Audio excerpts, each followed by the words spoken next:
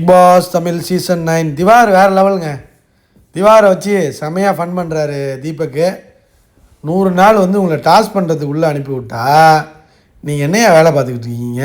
Task தான் வேலைன்னு பார்த்தா நீ ஃபுல் அண்ட் ஃபுல் ரீல்ஸ் மட்டுமே பண்ணிகிட்டு இருக்கியா? அதுக்கு நான் டைம் வச்சு நான் பண்ணிகிட்ருக்கேன் சார், அதுக்கெலாம் டைம் ஒதுக்கிடுவேன். உடனே பிரவீன் சொல்கிறான், டைம்னா வேறு ஒன்றும் இல்லை சார், காலைல 6 மணிலேருந்து நைட்டு 6 மணி வரைக்கும் ஃபுல் அண்ட் ஃபுல் ரீல்ஸ் தான். நீங்கள் என்ன பண்ணாலும் கொஞ்சம் ஃப்ரீயாக இருந்தீங்கன்னா ரீல்ஸ் போயிடும். அப்புறம் வந்து இந்த பக்கம் வினோத்தும் வச்சு செஞ்சுக்கிட்டு இருக்காப்புல. சொல்கிறாரு தீபக்கு, அதாவது செந்தில் கவுண்டமணி காம்பினேஷன் தெரியுமா, அந்த மாதிரி இருக்குது உங்களோட காம்பினேஷன். 2 பேருக்குமே வந்து செட் ஆகுது. கவுண்டமணி வந்து கானா வினோத்து, செந்தில் வந்து திவாகர். ரொம்ப வருஷம் கழித்து இந்த காம்போ வந்திருக்கு, உங்களால் தான் அது ரீச் ஆகுது. நீ கொடுக்குற கவுண்டர் வரிசையாக கவுண்டர் அடிச்சுக்கிட்டே இருக்கனால ஸோ திவாகருக்கு அதை கேட்டுக்கிட்டு அவரும் கத்துறாரு, ஏதாச்சும் ஒன்று பண்ணுறாருல. ஸோ இது வந்து பெரிய அளவில் ரீச் ஆகுது. அந்த கவுண்டர் டைமிங் வந்து டக்குன்னு அடிக்கிறனால ஸோ இது பெரிய அளவில் ரீச் ஆகுது. ஸோ உங்களுக்குன்னு ஒரு தனி ஒரு மார்க்கெட் ஓப்பன் ஆக போகுது அப்படிங்கிறத இன்டைரக்டாக சொல்லிட்டார் தீபக்கு. அதான் உண்மை. நீங்கள் ஹீரோலாம் ஆக முடியாது திவாகர், பட் ஆனால் நல்ல காமெடின் ஆகலாம். 2 பேரும் சேர்ந்து நிறைய படங்கள் பண்ணலாம். அதாவது செந்தில் கவுண்டமணி அந்த காம்போவை திரும்ப கொண்டு வரலாம் அப்படிங்கிற மாதிரி அழகாக சொன்னார். அவர் பேசிகிட்டு இருக்கும்போது, இல்லை சார் நாங்கள் வேறு மாதிரி சீரியஸாக யோசிச்சுட்டு இருக்கோம். என்கிட்டே அவன் வேலையை காட்டாத. கடுப்பாயிட்டார் தீபக்கு.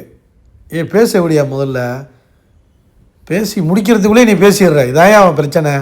என்கிட்டே அவன் வேலையை காட்டுறீடா, நான்லாம் அந்த கண்டஸ்டண்ட்டாக இருந்தால் என்னெல்லாம் கிறுக்கன் ஆக்கிடுவில்ல நீ அப்படிங்கிற மாதிரி ரியாக்ஷன் கொடுத்துட்டு இருந்த தீபக்கு.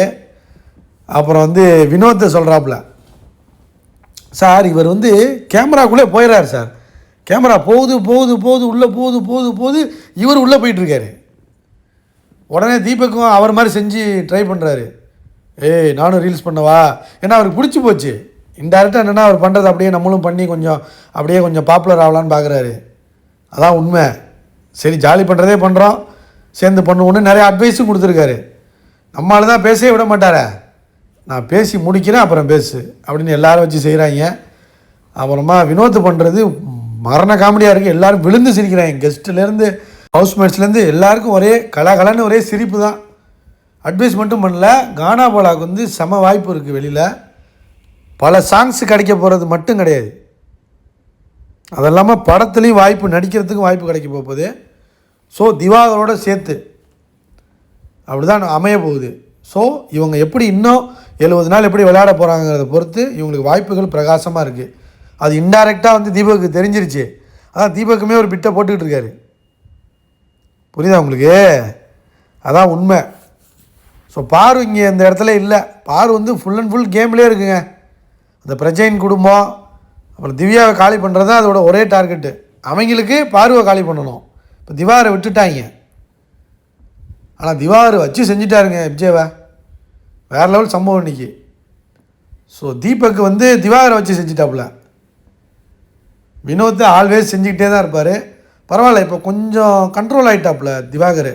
ஸோ இந்த வாரம் விஜய் சேதுபதி என்ன பேச போகிறாரு, என்ன அறிவுரை சொல்ல போகிறாங்க கேட்டுக்கிட்டு தான் அடுத்த வாரம் ஆட்டம் வேறு மாதிரி இருக்கும். சண்டை போட போகிறாரா இல்லை அடங்கி போயிட போகிறாரா என்னன்னு தெரியல. ஸோ வினோத்தும் திவாகரும் இன்னும் நிறையா பண்ண போகிறாங்களா இல்லை எந்த மாதிரியான சம்பவங்கிறத வெயிட் பண்ணி பார்ப்போம். ஃப்ரெண்ட்ஸ் லைக் பண்ணுங்கள், கண்டிப்பாக கமெண்ட் பண்ணுங்கள், சப்ஸ்கிரைப் பண்ணுங்கள்.